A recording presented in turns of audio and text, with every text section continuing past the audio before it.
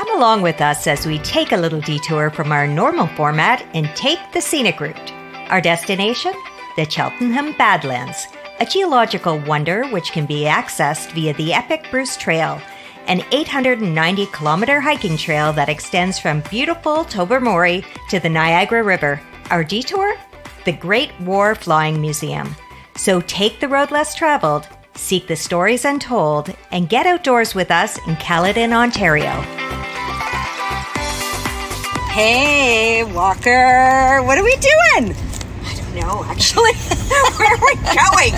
Where are you taking me today? Okay, well, you're actually taking me because you're driving, but we are going to the Cheltenham Badlands. Have you ever been there before?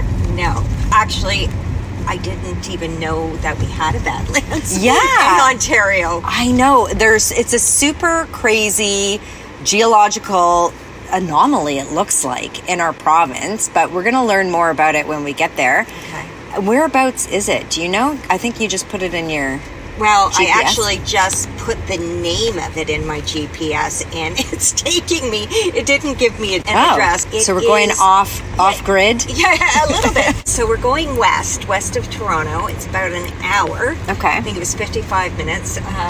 Who knows with the city traffic. I know. It could take a lot longer. We could be on a bit of an adventure today. Mm-hmm. And are we going to get lunch? Can we go to like a little village nearby? Because it's a beautiful part of our province, isn't it? Sure, absolutely. Okay, because I'm going to be starving by then. And I'm going to have to stop I brought to you pee. snacks. Oh, yes, you did bring me snacks. Thank you, Walker. No problem, but this doesn't mean we can't stop because good. I love stopping. Yeah, maybe a little shop or whatever. Yeah. We'll see what we find along the way. Absolutely. We'll see where the wind blows us. Mm-hmm. We are being flexible. Yes. And believe it or versatile. Not planning. I do have a little bag with me, and there's bug stuff in it because apparently the bugs are really bad. Yeah. This is Canada, people. Yes. So we do have life-size mosquitoes and ticks and deer flies and horse flies and black flies. Yeah. And it's that kind of year. So who knows what we're going to run into. And the other thing that's weird today is that the air quality is terrible, because of forest fires. Yeah. Yeah. And you can actually smell it outside. Well, my husband came home yesterday. I could actually smell smoke on his clothes. Yeah. When he came home. And he only walks to the subway and back. Yeah. And today, because of his asthma, I had to drive him to the subway. Oh, yeah. Because the breathing was so bad. I remember last summer. So do you remember they had those horrendous forest fires in Bordeaux in France last summer? I do.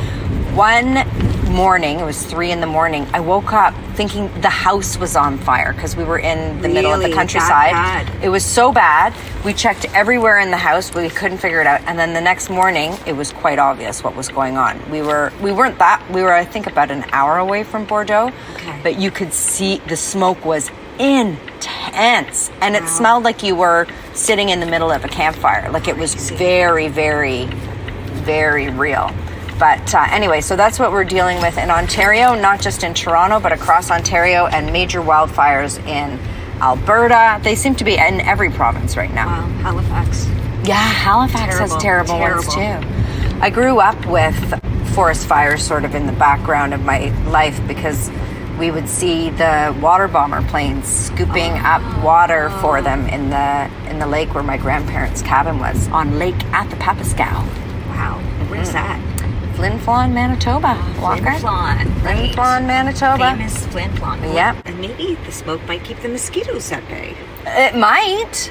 And we may not have that many people on our, because you had to book a time, right? So I booked a time, and there's a limited number of cars that can come into the lot in a time slot. You're given about 90-minute time slot to go through the site.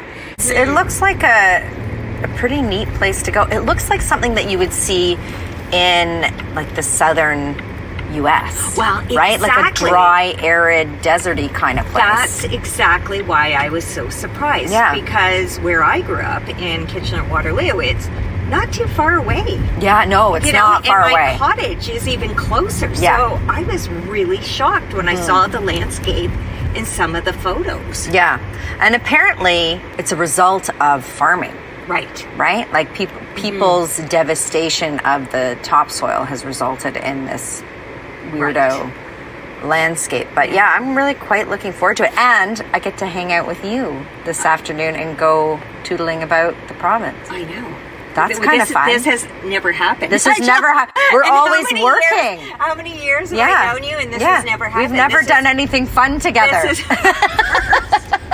that terrible? That is terrible because we're always working. I know. Right? Well, this will be really interesting. And I'm a big country day tripper. Yeah, me too. That's something our family does a lot of. And I particularly love just driving down country roads and seeing, what's out there. Yeah, and getting out of the city. Meeting some people and getting your fresh, fruits and veggies. Yeah. I love that. Me too. And before we left, we got confirmation of our next road trip, Walker. I alluded to it before in, I think, our Ghost Town episode. I was super scared. Yeah, well, be scared. Apparently, it's very, very creepy. But you guys are going to all have to wait and find out where Harris and Walker are going next. I can't wait. Yeah, it's going to be cool. But we're going to have to wear the long pants, running shoes, whole shebang, I would imagine, because it's an abandoned, very, very cool historical site that's very little known, I think. And is it very far from where we're located? It's more of a day trip again, right? I think it's a day trip, yeah. Okay. I think it's again, maybe an hour and a half. Might be a bit further. Now, in that one, we're going to have an official tour. Yes. You cannot go to that site unaccompanied because it is not open really to the public. So we had to kind of finagle our way in there. How intriguing. I know. Too bad we're not going there at night, Walker, because it's a bit of a spooky location. All our listeners out there, get ready. It's going to be a good one. The other thing we should probably talk about, Walker, is that our store is about to be launched, right? That's really exciting. Actually, I'm really proud of it. I'm really proud of it, too. On your behalf, actually. Well, yours, too. But I'm really proud of it. I'm proud of it, too. And it's kind of a reflection of who we are and the message we're trying to get out with our podcast. And it features our mascot. It does. I know. We have Podcat, our mascot, who, aka Fat Pumpkin, who hangs out with us for all of our studio time. Yeah, I think we only made reference to our mascot once in our pets episode. In our pets episode, yeah. You could hear Fat Pumpkin there. Yeah, so that is a very exciting venture, and we hope to have that launched by the time this road trip is published. Excellent. Okay, I'm actually really surprised I haven't gotten lost yet. Okay, well, it's looking a little bit more green. It is. Right? A little less city. Oh, it's very green in southern Ontario.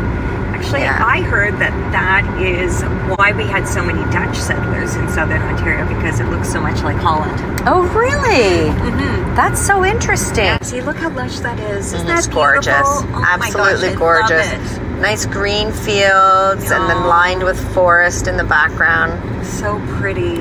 It is so pretty.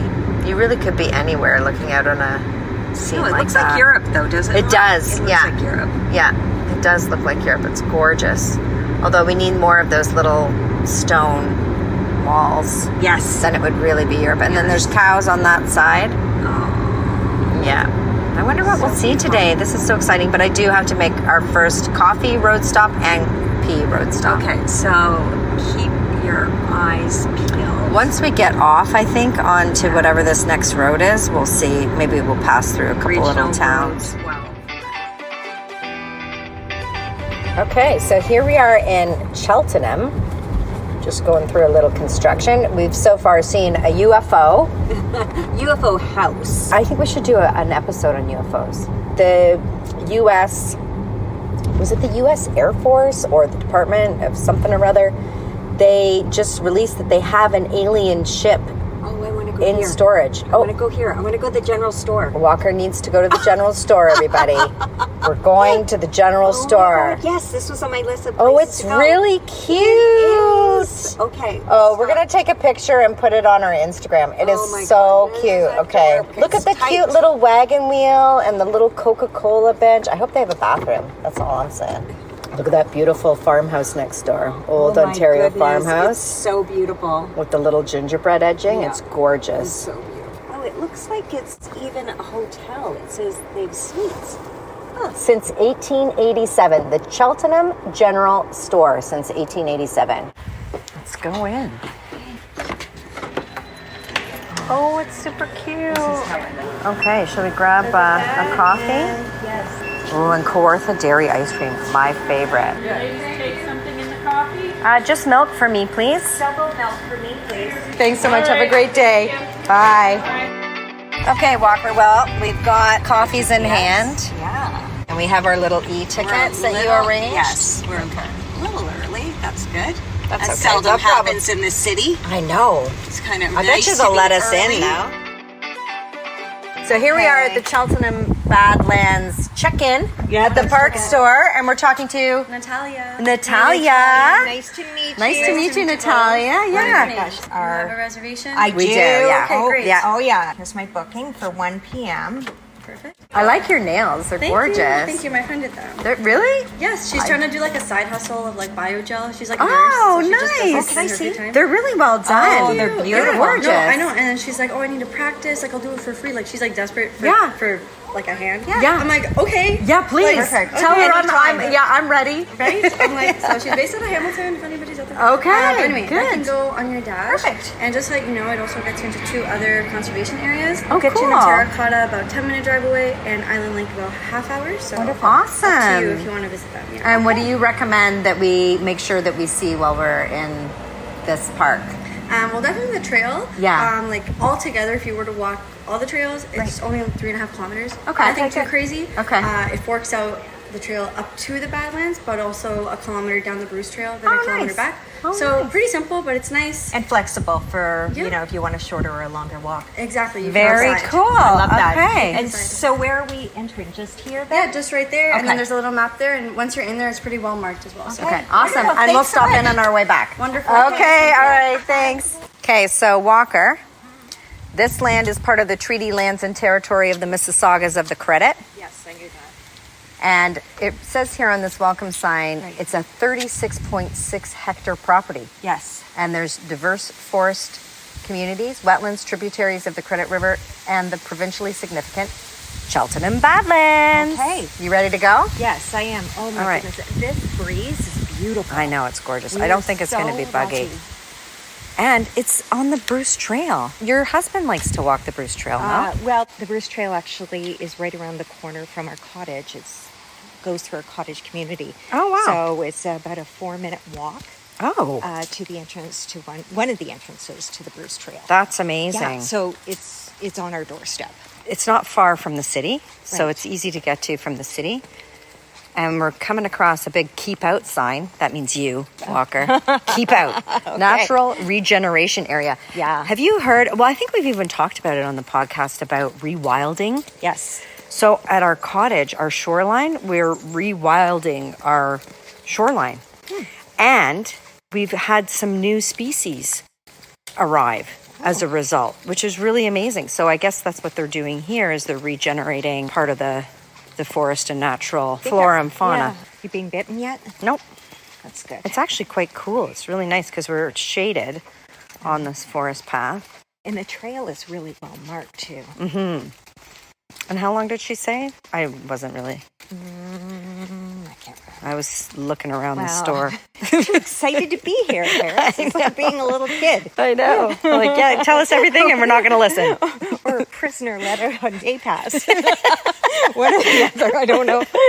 That's true. It kind of has that feeling today. We've been let loose. Man, this is really steep. We're on You're going to hear me huffing and puffing soon. We're on steep terrain now. Okay, we're getting our steps in and our quad workout. Oh my God. I am going to be feeling this tomorrow. Yeah, me too. So, okay, here we now go. We we're- got a crossroads. Badlands viewing platform. Shall we head there first? You really have to look where you're walking here. Yeah, you do. And I'm glad lots we're of, wearing our... Oh, you're not wearing your running shoes. No, I didn't.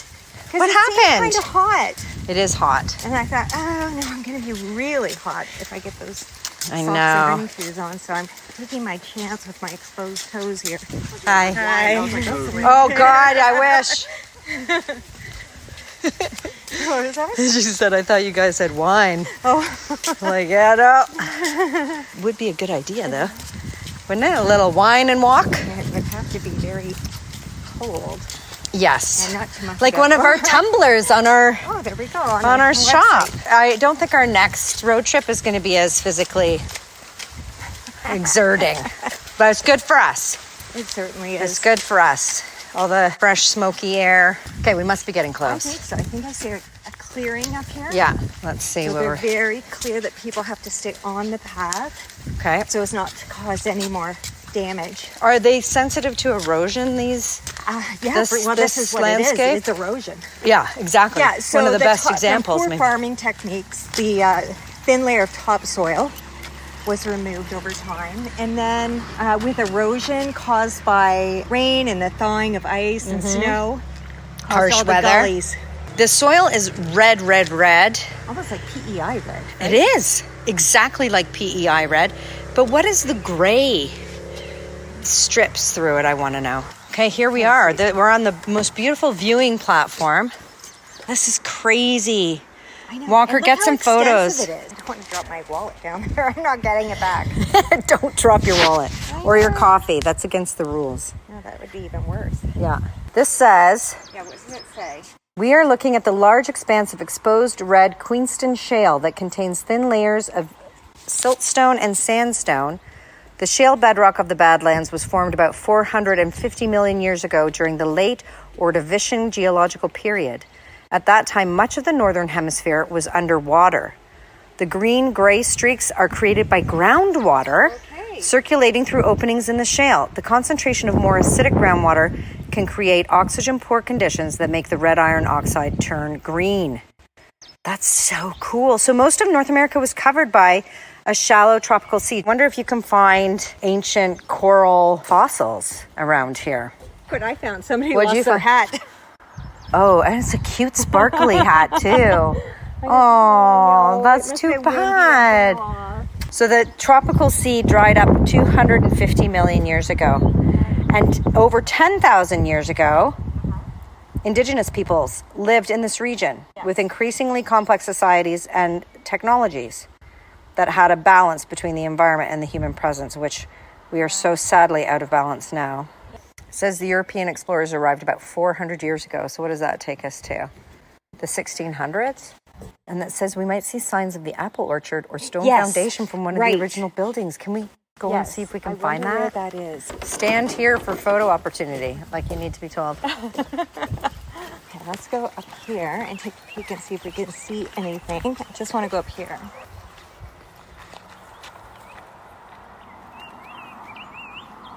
Oh, listen to the birds.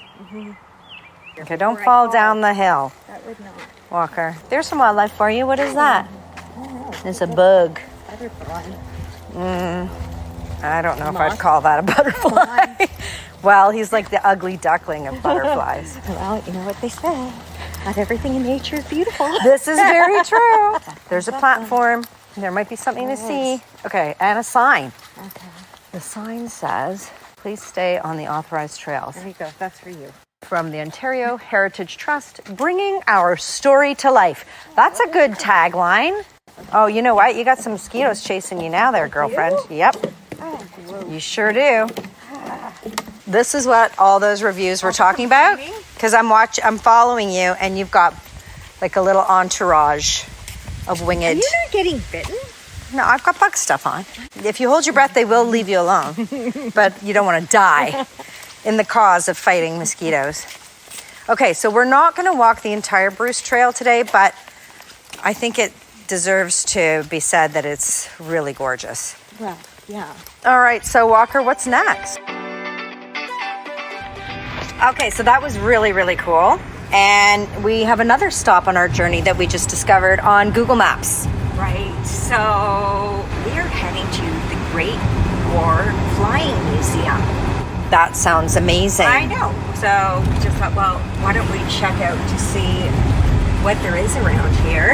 And sure enough, it popped up on one of the side roads. So And it's a very important day, too, because this is the 79th anniversary of D-Day. Right? The storming of the beaches in Normandy. So this is going to be poignant. I'll hear return, right? We're here today with Dan Middleton at the Great War Flying Museum in Brampton, Caledon.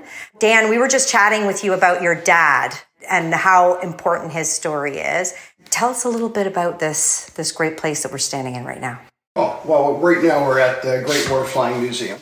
This museum is a piece of history that represents 1914 to 1919 during the First World War. The building we're in right now is all artifacts. Right. So it's uniforms, engines, propellers, beautiful wooden propellers. Yeah, and we have some, old machine guns. Wow. Everything in here is actually authentic. Right, so an actual artifact from 100 years old. World War I. And we were next door looking at restored aircraft from World War I. Yeah, well, those aircraft next door are actually replicas. Oh, are they? Okay. So they were all built around between 1970s and 1980s. So they're all about 50 years old. Okay. So they're not truly authentic, and they're using engines that were used. The engines are all from 1945 vintage aircraft. Wow. Okay. Wow. So in the 1870s, a 1945 engine was a good deal. Yeah. Now they're really hard. bet. Now they're harder to get. I can imagine. Now they're more rare. So you're a volunteer here. That's correct, so tell me, what's your connection to this museum and maybe a little bit about your dad in World War II? Mm-hmm. Yeah. My dad was a navigator in the RCAF, the Royal Canadian Air Force. Right. And he flew in actual combat from beginning of September 1944 until the end of February 1945. Wow. And when he was a kid, he loved airplanes. Okay. He was airplane crazy. Mm-hmm. Yeah. So he's been airplane crazy his whole life. And when he was 19 years old, he joined up with the RCAF because he wanted to fly airplanes and wanted to be a pilot. Okay. So his kind of love of flying in airplanes was infectious. Right. So because, when we were kids, we were always going to airports and air shows, and he always talked about it. We had pictures of airplanes on the walls and, models hanging from the ceiling. A real passion. Yeah, so he was very passionate about it. Yeah. And when I retired, I had always said that I will come work at this museum once I retire. And and here you are. The day it opened in 2020 or 2021, right. The COVID was lifted, I was here. There you go. And you also were telling us that you documented your dad's story and experience from World War II. Can you tell us a little bit about that? Yes. Back 2018, when my dad was about 96, told him we were going to write his story. Yeah. Mm-hmm. And he thought it was a little bit, crazy. Not serious, for sure. Yeah, that's a big job. Yeah. That was a big job. And because he had saved everything. Wow. So he had photographs, artifacts, charts, maps, everything from his entire career. Wow. From when he did his training in Canada to training in England. Right. And when he was in action. Right. And he has photographs of everything that they were doing. That's amazing. He had pictures of airplanes in the air when they were on operations. That's amazing. Did you get a lot of those stories in your family from his experience flying? So when he was 96, we started. And so the stories I didn't know, I was hearing news stories. And, I put them down in paper as he told them. Yeah. Well, I can't wait to read that book. And we'll put the reference to the book in our show notes. So how many excursions, or what do they call them when they go out into combat? How many did he do? Yeah, Bomber Command, they did what they called operations. Operations, okay. The American Air Force, they called them missions. Okay. So Bomber Command was operations. Okay. And if you mention mission too many times with my dad, he would correct me. He says, we did operations. Operations only, no missions. Right. And you were saying to us right before that your father was one of the few gentlemen that came back without post-traumatic stress. So you managed to get those stories. Yeah, he was telling the stories the day he got back from Wow. Okay. So he got off the train. Yeah. And the media was there when he got off the train. Right. And I have 2 newspaper clippings of his stories. Oh, you're when kidding. He got off the train in 1945. Was your dad a local fellow? He was from Toronto. Oh, he's from Toronto. So he got off at Union Station. Okay. Wow. And his girlfriend jumped into his arms. Oh. So in his book, there is a photograph of his girlfriend in his arms. Oh my gosh, no The way. Toronto Star caught that. That's so fabulous. Oh, I love that. How romantic. Yeah. How long was he overseas for? 18 months old. Yeah. But he was only combat for 6 months. Right. So he was lucky because by the time he finished, they knew it was just about over. Right. So he didn't have to go back and do it again. Right. Because actually, and something people don't know any clue about is because we know American history because of movies. Yeah. Americans did 25 missions and then they went home. Right. Ultimately, they did 35 as well, but they started out 25 and they got longer, but they went home. Okay. With the British Commonwealth, Army, Navy, Air Force, once you went over to England, Yeah. you never came home. Yeah, you just kept doing operations. So they would do 35 operations. Yeah. And when you did your tour, they sent you to become an instructor. Oh, really? And so you'd be an instructor for, say, 10 months. Yeah. And after 10 months, they'd say, oh, okay. Back you You're go. back to Another operations. tour. Another tour of 35. Okay. And if you survived that tour, then you'd be back on operations. Interesting. And for a third, you had a choice of a desk job or you could do operations. Okay. Dad says that most of the guys did operations. Yeah, they like to be out in the field. Action. Yeah. And so your dad did did one tour. Because it was just about over. Unfortunately, the war ended. Yeah, so he was lucky. He did 33 operations. And survived. He survived. And he was a navigator. He was a navigator, yeah. Wow, that is such an incredible story. Well, thank you so much for talking to us today, Dan. I can't wait to read your book, and we'll definitely put it in our show notes today, Walker. For sure. All right. Well, that's been a pretty interesting day, Walker. What do you think? Yeah, so many interesting sights and some really interesting characters, which is our absolute favorite thing about this job. I know, it's so true. It's been such a fun day, and we topped it off with fish tacos at the Red Onion on Huron, Ontario, which were pretty spectacular. Absolutely recommend. Now I need a nap. Good thing you're driving. Okay, well, there you go. Lean the seat back. You're more than welcome to. I'll let you know when we head back into the city. All right, night, Walker. Night.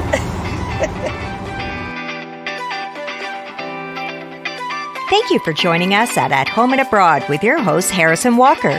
If you enjoyed this episode, we would really appreciate it if you would rate and review our show. It helps us grow and expand our reach. Subscribe to follow us each week as we continue the conversation. You can also say hi to us on Instagram at Harrison Walker. We would love to hear from you.